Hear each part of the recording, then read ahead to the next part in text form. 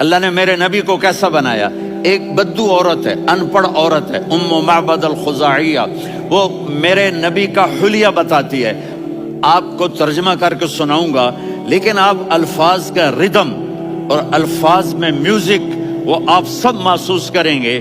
وہ بدو عورت کہتی ہے رأیت رجلا ظاہر الوضاء ابلج الوجه حسن الخلق لم تعبه ثجلة ولم تزر به سعلة وصيم قصيم في عينيه دعج في أشفاره وطف في صوته سهل في لحيته كثافة في عنقه سطع وصيم قصيم أكحل أحور أزج أقرن إن تكلم علاه البهاء وإن سكت فعلاه الوقار وكأن منطقه خرزات نظم ينحدرن. اللہ، پتہ چلا کہ الفاظ کا ردم. وہ کوئی بولو تو صحیح، کیا ردم ہے. اب ترجمہ سنو. وہ کہتی ہے اپنے خامد کو کہ ابو بابد، ایک شخص آیا تھا، مجھے یوں لگا جیسے 14ویں کا چاند کپڑے پہن کے زمین پہ اتر آیا ہو. سبحان اللہ، کیا کہ انتہائی خوبصورت، انتہائی حسین و جمیل، پیٹ نکلوا نہیں کہ بدصورت ہو جائے. کہا اتنا خوبصورت تھا کہ سر سے پاؤں تک حسن اس کا غلام تھا، خوبصورتی اس کی باندھی تھی، اور میں جدھر سے دیکھتی تھی مجھے حسن ہی حسن نظر آتا تھا، اور جب میں اس کے چہرے پر دیکھتی تو میری آنکھ نہیں بھرتی تھی، میرا جی چاہتا تھا میں دیکھتی جاؤں دیکھتی جاؤں دیکھتی جاؤں، میرا دل نہیں بھرتا تھا. کون؟ وسیم. وسیم اسے کہتے ہیں جس کو دیکھنے سے دل نہ بھرے. قسیم، جدھر سے دیکھو حسن ہو، اسے کہتے ہیں قسیم، کہ اس کی آنکھیں بڑی موٹی. احور، ادعج، اشکل، انجل، ابرج، اہدب، یہ سب میرے نبی کی آنکھوں کی تعریف ہے. ان 5-6 الفاظ کا ایک مطلب ہے کہ اللہ نے کائنات میں ایسی حسین آنکھ کسی کی بنائی نہیں تھی.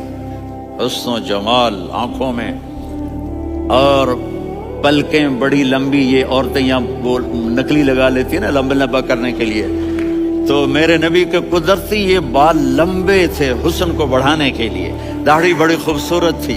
زبان میں، آواز میں جادو تھا، آواز میں کشش تھی، آواز میں ایک ایسا دل کھنچتا تھا.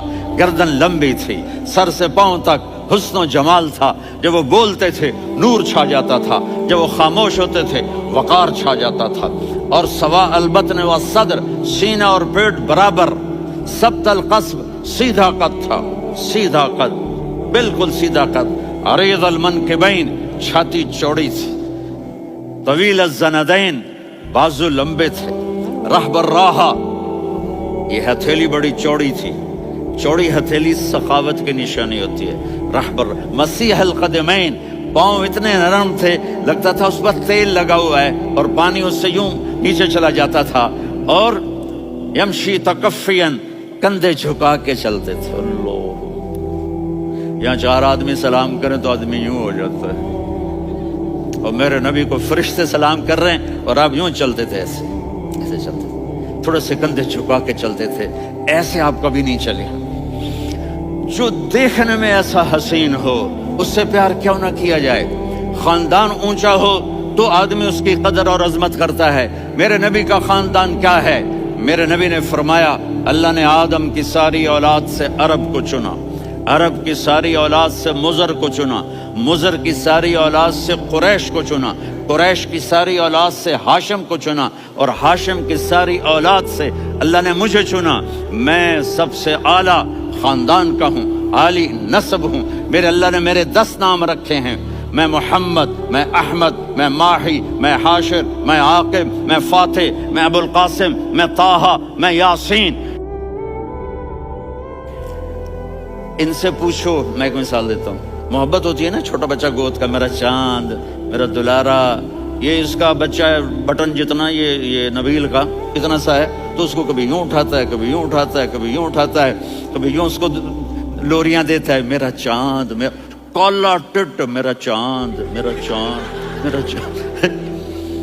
تو میرے رب کو اپنے حبیب سے محبت ہے تو صرف محمد نہیں کہتا، چونکہ محمد کہنے سے محبت کا فلو نکلتا نہیں، تو اللہ نے اپنی محبت کے فلو کو نکالا، میرا محمد، میرا احمد، میرا ماہی، میرا حاشر، میرا عاقب، میرا فاتح، میرا قاسم، میرا ابو القاسم، میرا طٰہٰ، میرا یاسین. یہ اللہ نے اپنے حبیب کے نام. اور پھر قرآن میں جاؤ، شاہد، مبشر، نذیر، داعی الی اللہ، سراج منیر، رؤوف، رحیم، عزیز، حریص، مزمل، مدثر. یہ اللہ نے پورے قرآن میں سارے نبیوں کا نام لیا.